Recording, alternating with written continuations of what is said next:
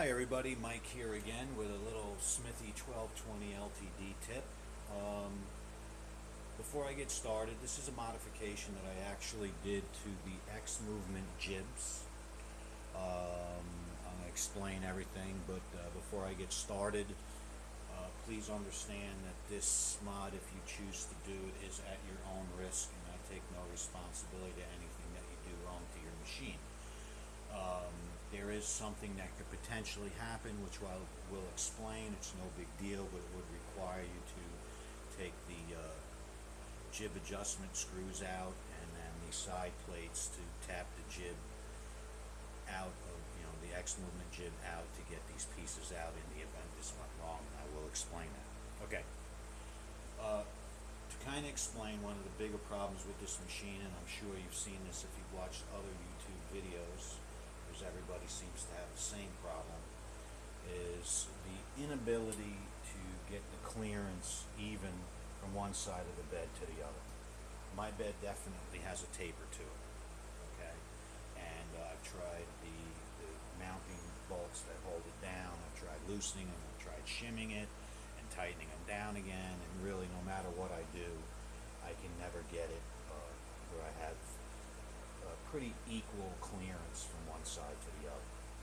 Basically on mine, forgive the squeaks because it's an old tripod, if I try to do the adjustment at this end of the bed, by the time I get to the middle it's really loose and then starts to tighten up again as I get to this end of the bed. So it's tapered low here in the middle, which is my preferred work zone. Basically what I'm looking for, I would say from about 4 inches off the center of the mill head to all the way to the left, 4 inches to the right of the mill head to all the way to the left is my preferred zone. That's where I do most of my work. That's where I want my clearance type.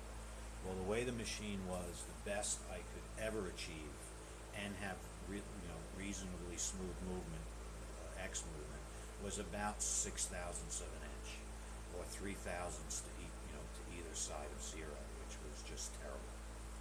So what I'm going to show you now, I'm going to move the camera over to the DRO, focus on the X movement, and I'm going to show you how much play is in it now. Again, this mod's been in there for about a year. Okay. Alright.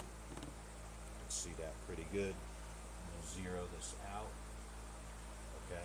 So what I'm going to do is I'm going to actually grab the whole table and I'm going to try and tweak it to show you how much play is in it now.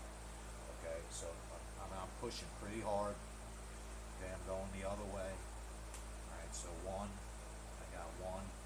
Okay, so I got about 2 thousandths of an inch of total play in this thing on either side of zero. Alright, which is really, really good. My movement of my cross slide table, especially in the zone I want, is very smooth. I don't really have any problems. If I engage it, everything runs smooth. When it's too tight, you can hear the motor start to kind of whir down a little bit. So the way I have it now, I don't really feel it. As I get closer to this end, it does still get tight, but that's because I have about a 4 to 5 thousandths of an inch taper on this bed. There's just absolutely nothing I can do about that. So anyway, the mod that I did basically made the difference from about 6 thousandths of an inch of total clearance, 3 thousandths on each side of zero. This is basically what I did. I grabbed it here and I moved it like this to show you the movement and how much clearance was there. So basically from about 3 thousandths on either side of zero to 1 thousandths on either side of zero.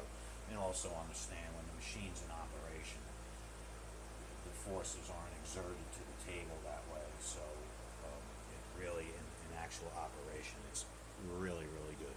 So anyway, again, want to be clear, try this at your own risk. I want to show you how I did it. I'm going to swing the camera over here. Okay, and I don't want to take my machine apart because I got it right where I want it. So hopefully I'll be able to show you this. Now, Over here, I have the tailstock. These are basically the same size. I have two in here. This one's actually from the y-axis. This one's from the tailstock. And I'm going to show you this one. Okay, it's hard to focus, but this is basically the stock piece the way it comes out. And this one already has the mod. Okay, you can see one's a little thicker than it. So basically what I did was I just put a hard plastic cap on that side.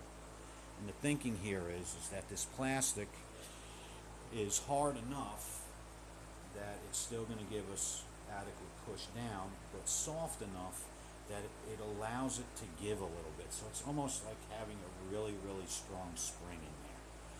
And as we move the cross slide table from one side to the other, this just gives enough to keep the clearance tight, but let the thing move smooth. And it's worked like a charm for me. So anyway, where I got this little plastic cap from was the end of a Bic pen.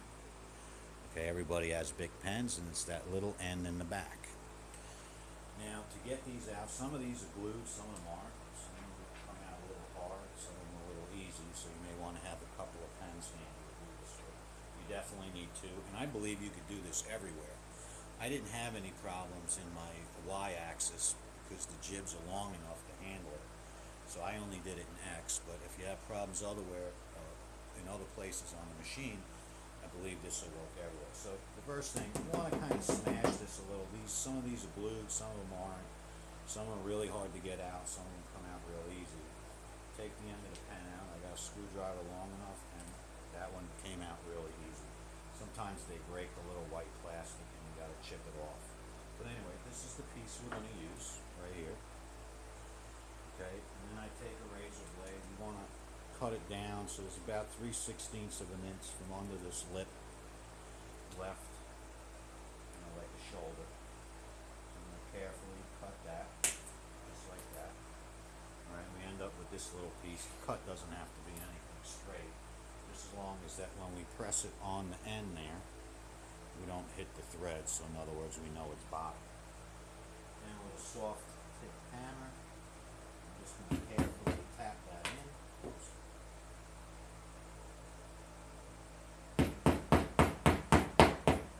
Just like that. Okay, you might even consider heating it up, make it a little more pliable so it goes on a little easier. That hole might be the inside diameter might differ from pen to pen. This one seemed to go on a little more difficult than the other one. Now, what we need to do with it, we want to kind of square it up.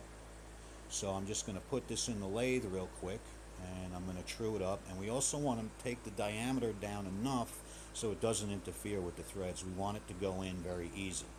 Now, I mentioned before potentially something that can go wrong.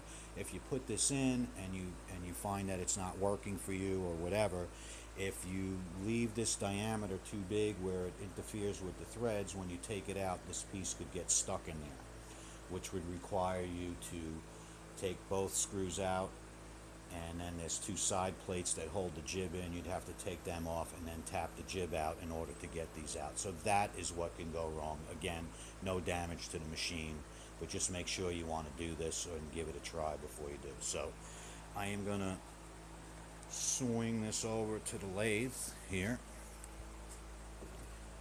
Okay. And then basically, like I said, I'm going to just put this in there. Very light, because we're just going to take a little pass. You may want to tape those threads a little bit.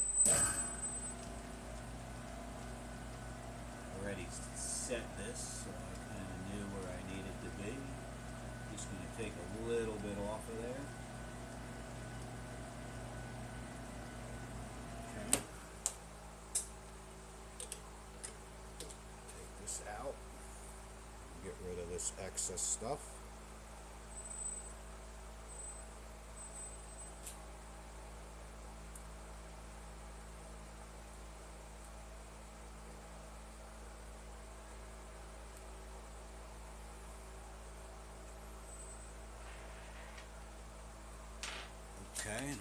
swing back over here, and I'm just going to show you in here real quick. Okay, so basically what I did, got that thing all laid down nice so it goes in that hole very, very easily. We don't want it to hang up. And then you will adjust the gib as normal. Now what you'll do,